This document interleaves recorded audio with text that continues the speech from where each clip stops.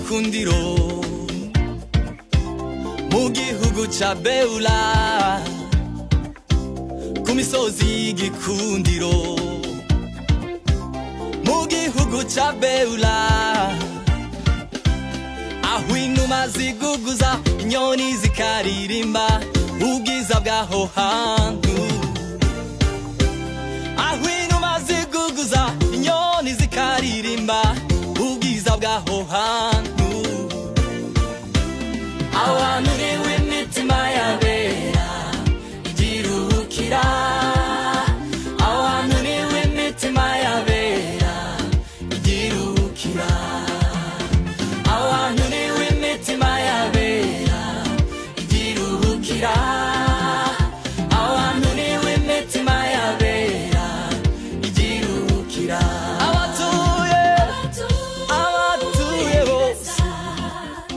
bagira umutima w'urukundo kwiyegereza abagenzi bajya mu rurembo Siyoni bagira umutima w'urukundo kwiyegereza abagenzi bajya mu rurembo Siyoni nugera muri urwo rurembo bazakwereka wa mumeto wa Dawidi bakwereke na rya sanduku ry'isezerano inkoni ya Mose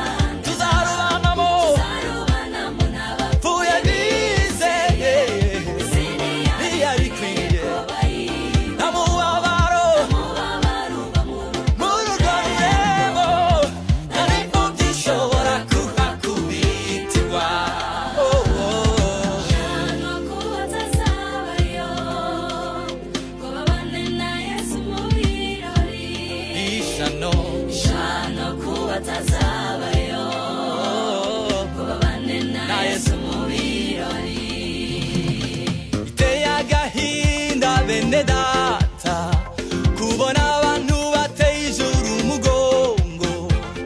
kubera gutinya Apuroni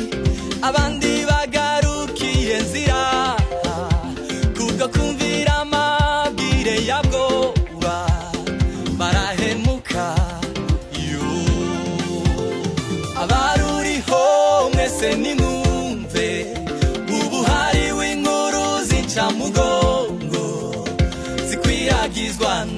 banyabwoba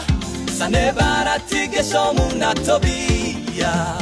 bafite umugambi wo kugutera ubwoba wirinde kumanuka ngo ubasange no kukwica bashobora